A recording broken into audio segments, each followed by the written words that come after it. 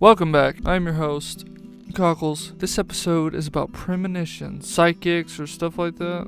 So people who have had experiences with the sixth sense. Alright, let's see what we can find. What is that name? Untrained Granule? Alright, y'all figure that out. I have no idea. Untrained Granule, 1482. Y'all figure that out, whatever.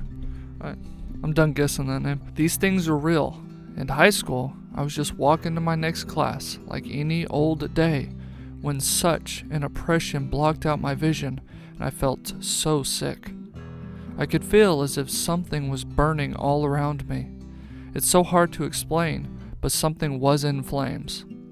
A few months later, in that same spot, a fire broke out from a few kids smoking drugs. The sixth sense exists. Oh, that's neat. Exam Noser. When I was around 6 years old, my family was in the car bringing my dad to work. And on the way there, driving on the highway, I randomly asked my parents, "Can the tires on the big trucks with all the wheels explode?" They thought it was a strange question, but they said something like, yeah, I guess they can. And we all proceeded to drop my dad off at work. About 15 minutes after we dropped my dad off, my mom was driving behind an 18-wheeler on the highway. She got in the passing lane and was about to pass it, but got a bad feeling about it and switched lanes back behind the 18-wheeler. Within 1 second of getting behind the 18-wheeler, the tire exploded and shot off in the exact spot our car could have been in if she had continued to pass him. My mom was absolutely speechless. Not only did I ask my parents if the tires could explode, my mom made the decision not to pass the truck. It was one of the strangest experiences of my life, but numerous smaller instances of intuition/premonitions have occurred. That's a trip, yeah. I wonder if the parents got together afterwards and was all like, we need to send her to like a special school or something. I'd be a little freaked out. Intuition, a lot of people have that superstition and believe it. I think there's something there. I don't want to say instinct maybe ties into your intuition some. Mr. Orangutan 2715. My most accurate precognition experience was when I predicted the event, date, and location of the 2017 Las Vegas shooting in 2005. I also predicted the rise of Amazon and the pandemic. The second wave is the worst. The third isn't as bad as the second wave, but worse than the first. Was it? Was the second wave worse than the first? I thought they all kind of got like dwindled down, just like a lot of other stuff that's introduced to us. Just kind of, we grow immunity to it, and it just slowly isn't as bad. See, with this, you need nowadays we could do it, like shoot a buddy a text of a dream or something, screenshot it so you got the date on it. I know some of this stuff can be manipulated, and it's kind of tough since you can like edit stuff. You need to find ways to like jot it down, even if it's wrong or it turns out to be wrong, jot it down anyways, and if it's correct, yeah. Can't write on a piece of paper, you can do that anytime. Like there's stuff that's happened to me, I gotta find it. I used to write it out on the computer close to the time it happened. When I recall it, I get my information correct because our memories are terrible at keeping this stuff. And yeah, I got some papers printed off on like stuff that happened to me in the past. So yeah, if you guys can find a way to jot it down, let's say the Super Bowl. I had a weird dream last night. I texted my buddy earlier the score. So if it turns out right, I'm posting that pic.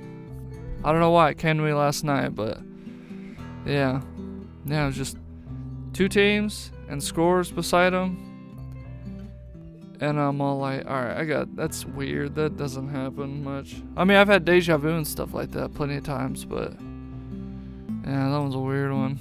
We'll see what happens. I gotta post that if it's legit. Aaron Gomez Waters 7881. In the early 80s, I remember my mom telling my dad and myself about this horrible dream she had a couple nights ago, and she couldn't stop thinking about it.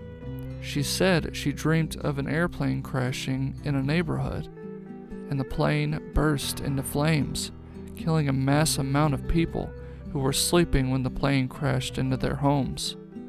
It was approximately 3 days later when she came home with the USA Today newspaper. She was shaking and visibly upset. On the front page was the story of a plane that crashed into a neighborhood in Arizona. I can't remember if it was Tucson or Phoenix. I will never ever forget that day ever. And that's the thing. I get it. We all have vivid dreams, stuff like that. Some of it, there's no way some of it isn't true. Moving along. Angela Nancy. My stepmother dreamed lottery numbers many years ago. She wrote them down, and she and my dad laughed about it, but didn't buy a ticket, thinking it was just silly fun. Turned out the numbers were right. It wasn't funny anymore, and actually plunged my dad into a depression for a while. Oh, that blows. That sucks. I can imagine you turn on the TV and it's just like all the numbers you picked. That sucks. Oh, poor dude. She got a ticket. Just get, well, I mean, didn't mean you were going to get the ticket, but Daver 8521. I've never won the lottery, but I did have a strange experience once.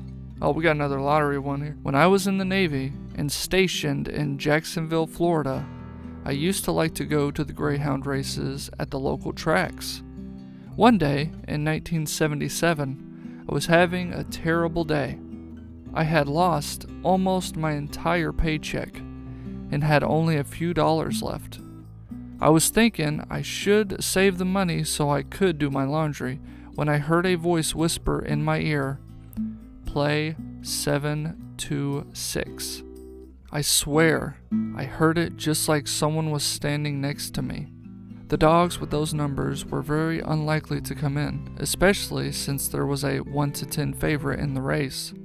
But I bet $2 on the combination as a trifecta.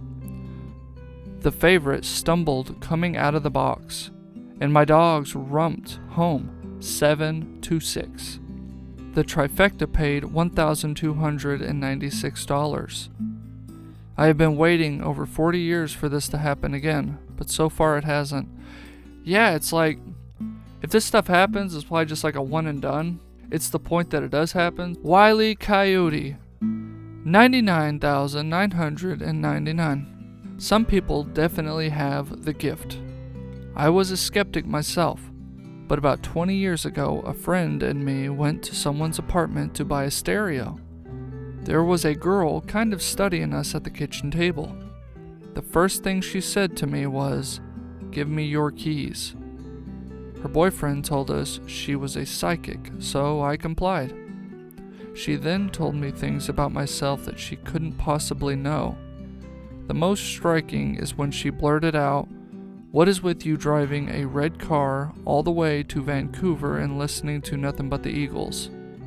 About 15 years prior to this meeting, I did just that. I drove my red Jeep across the country to the city of Vancouver, and my radio was broken. I had one cassette tape, and it was the Eagles. That story wasn't even significant to tell anyone about.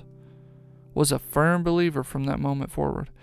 Yeah, I get it. If that happened to me, I'd be all like, "She's a witch!" Yeah. That's gnarly. It spooked the heck out of me. E.M.I. Goldie, 3,275. One time, I got my palms read, and the psychic asked what I wanted to know about my future.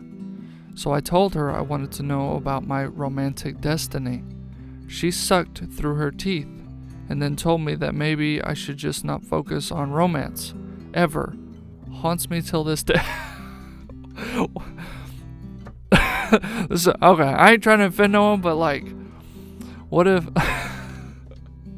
just picturing maybe a less attractive person. That's all. I ain't saying less attractive people can't be in happy relationships. Not that at all. Not that. But I'm just picturing this psychic being all like, Is there something else? Yeah, let's not worry about your romance. Yeah, that's an insult right there. That is hilarious. Oh my gosh. Oh, that's terrible. That sucks. Alright. Mayday, Doctor of Medicine, 6861. There was a book I read once about a girl whose mom was a psychic. Cool. Oh! Basically, her mom put her psychic store inside of a spa so that people could get pampered before getting read.